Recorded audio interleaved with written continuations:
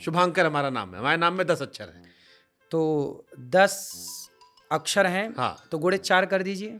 40 हो गया। 40 हो गया। 40 में 5 जोड़ दीजिए।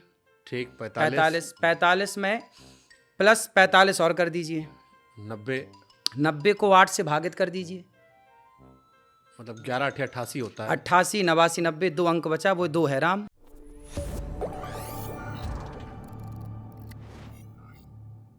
महाराज जी, आपका एक वीडियो बड़ा वायरल हुआ था जी। आपने उसमें कहा कि किसी भी नाम उठा लो, चाहे वो शुभांकर हो, फारूक हो, रमजान हो या कहीं जोड़ दो, हर आदमी के नाम में आता है राम। बिल्कुल। अब लोगों का दिमाग हो गया कंफ्यूज कि महाराज जी क्या कहती है, सिर्फ कहने के लिए कह दिए या इसके पीछे कोई लॉजिक वॉजिक है या सिर्फ ये भी मौज काटते हुए निकल गए? ना ना, मौज नहीं है ये, बिल्कुल सटीक है। बताइए किसके नाम पे निकाल के। जैसे हमारा नाम है शुभांकर, हमारा नाम है, हमारे नाम में 10 अक्षर है। तो 10 अक्षर हैं। हाँ। तो गुणे 4 कर दीजिए। 40 हो गया। 40 हो गया। 40 में 5 जोड़ दीजिए। ठीक। 45। 45 में प्लस 45 और कर दीजिए। 90। 90 को 8 से भागित कर दीजिए।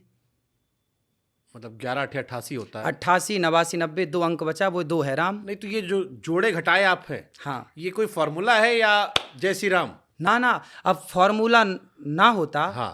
तो कैसे आप उस अंक तक पहुंचते। सबके अंक में, सबके नाम में राम निकलेगा। मतलब ये है कि इंटू 4 कर दो, फिर 5 जोड़ दो, फिर उसको डबल कर दो, फिर उसके बाद डिवाइड कर दो 8 से, यही है? 8 से भागित कर दो। कोई भी नाम, कोई भी नाम, चाहे 2 अक्षर का हो, 10 अक्षर का हो, किसी भी। कमेंट सेक्शन में सब अपना नाम जोड़ डालेंगे आप। हाँ हाँ वीडियो हाँ, अपना सारे अपना नाम में जोड़ के। निकलेंगे। और ये गणित आप सीख भी लीजिए, सबको बताइए, आप इसी आधार पे खुद करिए। कि मतलब अपने नाम में 4 से गुणा कीजिए, बिल्कुल। उसके बाद 5 जोड़िए, 5 फिर जोड़िए, जितना है उसको डबल कर दीजिए, डबल कर दीजिए, और फिर उसके उसको बाद 8 से भाग 8 से भाग दे दीजिए। अब चलिए सब अपना नाम करते रहे, हमारे नाम में तो निकल आया, तो हम तो खाली इतना कहेंगे जय श्री राम। जय श्री राम।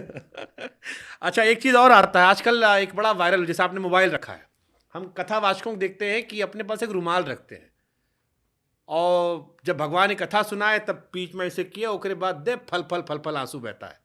बागेश्वर बाबा सुनाए उसी कहानी। बागेश्वर बाबा कहे कि हम तो इनसाइड वाला बता देते हैं, मौज काटते काटते बता दिए कि श्री कृष्ण कथा में लोग रो रहे हैं, सब दिखावा चल रहा है। ये होता है सब? देखिए, आप रुमाल रखते हैं कोई? मैं रुमाल तो रखता हूँ कथाओं में, लेकिन आंसू आना कथा में ये बहुत अच्छी बात है। रोना कब आता है, आप कब रोते हैं?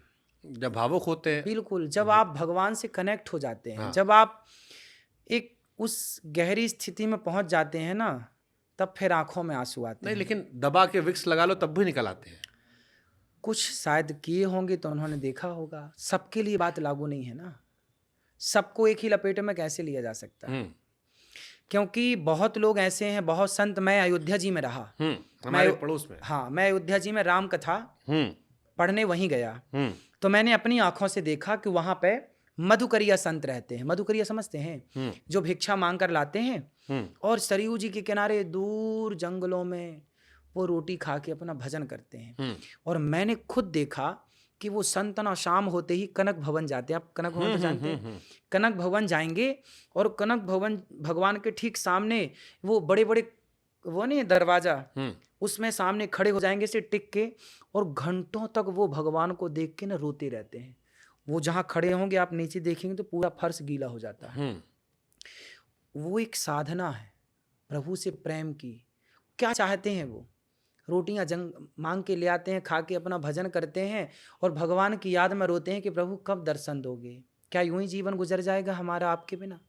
तो ये तो हो गई भक्ति वाली बात, ये तो भाव है। और वो आपके जो मित्र जी ने बताई कहानी, अब उन्होंने किस आधार पे बताई वो तो वो जाने, लेकिन मैं जो जानता हूं, मैं तो ये जानता हूं कि संत जब रोते हैं ना, तो संतों का एक एक आंसू करोड़ों का होता है। तो बात सही, जो असली संत होते हैं उनका मतलब उसकी कीमत ना नहीं है। अब चलो इसे सवाल पूछता, असली संत कौन, कैसे पहचाने? आजकल तो हर आदमी कहता है हमसे बेहतर कोई है ये नहीं। जो सबका दास बन के रहे, सबसे छोटा बन के। हनुमान जी लंका गए ना, तो क्या बड़े बन के गए? मसक समान रूप कपिधरी, अति लघु रूप पवन सुत लीन्हा। छोटे से बनकर गए। जो सदा अपने आप को छोटा रखे, मैं बड़ा नहीं हूं, मैं छोटा हूं, जो छोटा बन के रहे, छोटा रखे अपने आप को, वही संत है। महाराज जी कहे कि हनुमान जी लंका गए तो जला दिए, सारा सोना बह गया समुद्र में।